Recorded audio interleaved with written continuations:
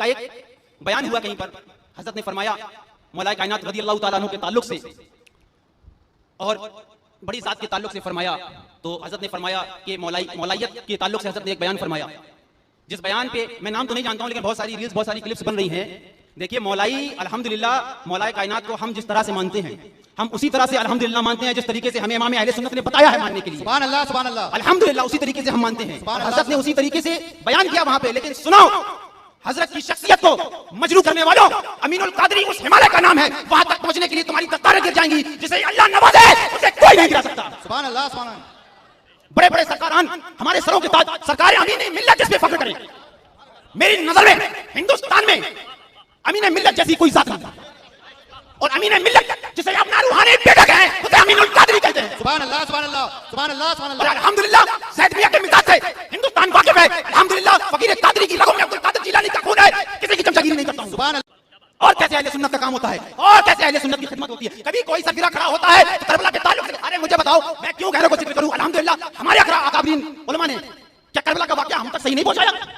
और हम तो उस घराने से ताल्लुक रखते हैं कि नस्ल दर नस्ल कान से मुझे बताया गया है कि करबला क्या है। आप बता रहे हो करबला किसी कोई झूठा कह देता है, बाद में तौबा कर लेता है। अहले सुन्नत वल जमात को सुनो, तोड़ने की कोशिश मत करो।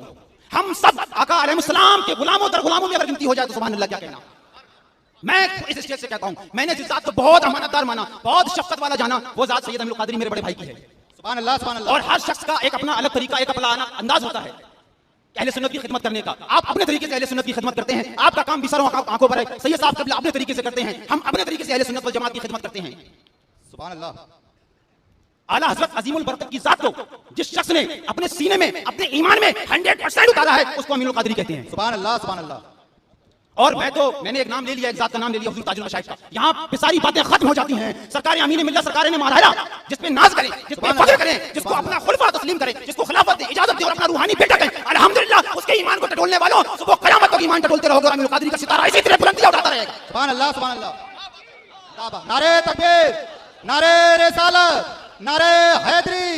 मैं फकीर कादरी गौस पाक की औलाद होने की हैसियत से शाना बशाना अपने भाई के खड़ा हूं, जिस लायक भी हूं। वैसे तो ये इतनी बड़ी जात है कि इन्हें हमारी जरूरत नहीं है, लेकिन जो जिस लायक काम कर सकता हूं वो करूंगा मैं अल्हम्दुलिल्लाह। सिर्फ इसलिए कि जिन्हें देख के हम लोग चलना सीखते हैं, अल्हम्दुलिल्लाह उन्होंने इन पे भरोसा किया है। और किसको आप हज़रात ईमान वाला कहते हैं? अहले बैत रज़ी अल्लाह तआला अन्हु का जिक्र ईमान है। ये जलसा अहले बैत के नाम पर भी है। अहले बैत का जिक्र ईमान की हालत है, ईमान की अलामत है। सहाबा इकराम की जूतियां हमारे सरों का ताज है अल्हम्दुलिल्लाह। पहले कहा था, फिर कहता हूं अल्हम्दुलिल्लाह, बाद रसूलुल्लाह सल्लल्लाहु तआला अलैहि वसल्लम के हम वही मानते हैं जो आला हज़रत ने बताया। और हमें ये अकीदा अल्हम्दुलिल्लाह 1400 सालों से मिला है कि रसूलुल्लाह के बाद सबसे बड़ी जात सिद्दीक़ अकबर की है अल्हम्दुलिल्लाह।